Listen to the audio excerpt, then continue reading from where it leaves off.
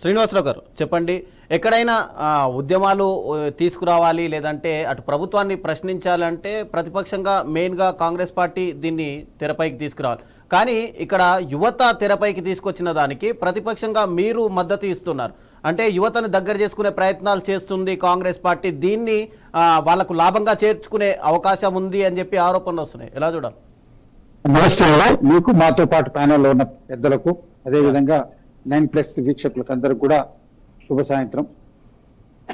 ఇప్పుడు ఉద్యమము ఎవరు చేస్తున్నారు, ఎవరితోటి ప్రారంభమైంది, ఏం జరుగుతుంది అన్న దానికంటే ఎక్కువ మనకు కావలసినటువంటిది విద్యార్థుల యొక్క అవసరాలు.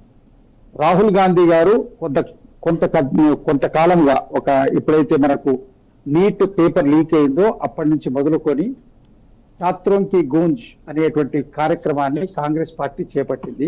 అందరూ విద్యార్థుల దగ్గరికి వెళ్లి మాట్లాడడం, వాళ్ళతో పాటు నిరసనలు తెలిపేటువంటిది నిరంతర ప్రక్రియ జరుగుతూ ఉన్నది. గత 2-3 నెలల దూరం ఛాత్రోం కి గూంజ్ అనేటువంటి కార్యక్రమాన్ని చేస్తున్నారు. స్వయంగా రాహుల్ గాంధీ గారు కూడా అనేక చోట్ల అటెండ్ అయ్యారు. మొన్న ఒక 3-4 డేస్ బ్యాక్ కూడా ఛాత్రోం కి గూంజ్ కార్యక్రమంలో వారు అటెండ్ అయ్యారు. అంటే ఇవాళ మేము ఈ సమస్య మీద స్పందిస్తలేము. రాహుల్ గాంధీ గారు నీట్ పరీక్ష లీక్ అయిన దగ్గర నుంచి ఈ రోజు నిన్నటి ప్రధానమంత్రి గారి ఇంటి ముందు ధర్నా చేసినంత వరకు కూడా ఈ సమస్య మీద చిత్తశుద్ధితోటి, పూర్తి నిబద్ధతతోటి వారు పనిచేసుకుంటూ వచ్చారు. కాబట్టి ఇవాళ నిన్న జరిగినటువంటిది ఎందుకోసం వారు పోయి ప్రధానమంత్రి గారి ఇంటి ముందు నిరసన తెలియజేసింది అనేటువంటి అంశాన్ని మనం పరిశీలిస్తే, అక్కడ విద్యార్థుల మీద జరిగినటువంటి లాఠీ చార్జ్, విద్యార్థుల మీద జరిగిన ఎయిర్ గ్యాస్, వాళ్ళు వేరే విధమైనటువంటి సమస్య కోసం పోరాటం చేస్తలేరు. కేవలం వాళ్ళ యొక్క ప్రతిభకు జరుగుతున్నటువంటి ఎగ్జామ్స్ లో వాళ్ళకి జరుగుతున్న అన్యాయాలు, వాటి మీద ప్రశ్నించడానికి పసిపిల్లలు వాళ్ళు చేస్తున్నటువంటి దాన్ని పాశవికంగా ఒక రాక్షసంగా కేంద్ర ప్రభుత్వం అనుస్తున్నటువంటి తీరుకు చెలించిపోయినటువంటి రాహుల్ గాంధీ గారు వారు అక్కడి నుంచి దాన్ని సీరియస్ గా ఈ విషయాన్ని దేశ ప్రజల దృష్టికి తేవటం, అదేవిధంగా ప్రభుత్వాన్ని నిలదీయాలనేటువంటి ఒక దృఢ సంకల్పంతో వారు ప్రధానమంత్రి గారి ఇంటి దగ్గరికి వెళ్ళి నిరసన, వారితో పాటు అనేక మంది ఎంపీలు, ప్రియాంక గాంధీ గారు ఎంపీలు, అదేవిధంగా మా పార్టీ అధ్యక్షులైనటువంటి మల్లికార్జున ఖర్గే గారు, పెద్ద మనిషి ఆ ఏజ్ లో ఉన్నటువంటి వారు కూడా వెళ్ళి చేసినారు. అంటే ఈ సమస్య మీద ఉన్న చిత్తశుద్ధిని చూడండి.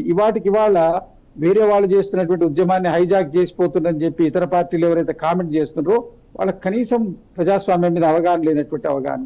ఏదైనా ప్రతిపక్షంలో ఉన్నా, అధికారంలో ఉన్నా, ప్రజా సమస్యలు వచ్చినప్పుడు, ప్రజల అవసరాలు వచ్చినప్పుడు కాంగ్రెస్ పార్టీ ఖచ్చితంగా స్పందిస్తుంది. కాంగ్రెస్ పార్టీ దానికి అనుగుణంగానే నిర్ణయం తీసుకుంటది. దిశ యొక్క అంశం జరిగినప్పుడు కూడా దిశ చట్టాన్నే జాతీయ చట్టంగా ఇంపోజ్ చేసి పెట్టింది. జరిగినటువంటి ఇన్సిడెంట్ ఏ ప్రభుత్వాలు కావాలని చేయవు, కానీ వాటి మీద తీసుకునేటువంటి చర్యలతోటే వారికి ఉన్నటువంటి చిత్తశుద్ధి అనేది తెలుస్తుంది.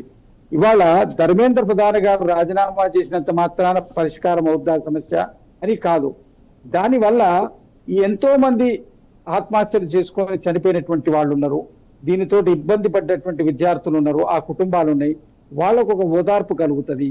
అదే కాక భవిష్యత్తులో వచ్చేటువంటి వాళ్లకు అదొక హెచ్చరికగా ఉంటది. అదొక హెచ్చరికగా ఉండడం ద్వారా విద్యార్థులకు ఈ విధానానికి సరైనటువంటి న్యాయం జరుగుతున్నటువంటి అభిప్రాయమే తప్ప ధర్మేంద్ర ప్రధాన్ గారిని వేరే వాళ్ళని రాజీనామా చేసేటువంటి డిమాండ్ ప్రజల నుంచి స్పాంటేనియస్ గా వచ్చినటువంటి డిమాండ్, విద్యార్థుల నుంచి వచ్చినటువంటి స్పాంటేనియస్ గా వచ్చినటువంటి డిమాండ్. ఒక్కసారి కాదు, పోయిన సంవత్సరం అదే జరిగింది, ఈ సంవత్సరం అదే జరిగింది. దీని కంటిన్యూషన్ ఎందుకు జరుగుతుంది, ఎందుకు దీన్ని నియంత్రించలేకపోతున్నటువంటి అంశం మీద వీళ్ళు నీటి విధానమే వద్దని చెప్పి తమిళనాడుకు సంబంధించినటువంటి వాళ్ళు మొదటి నుంచి వాదిస్తున్నారు. నీట్ అనేది వద్దు, మొత్తం దేశాన్ని క్లబ్ చేయడం వల్ల అనేకమైన సమస్యలు వస్తున్నాయని చెప్పి దాని మీద వివాదం ఉన్నది. కాబట్టి దీని మీద ఒక ఉన్నత స్థాయి కమిటీ వేసి దాని మీద అన్ని రాజకీయ పక్షాలను కూడా దాంట్లో చేర్చుకొని ఓపెన్ గా అభిప్రాయాలు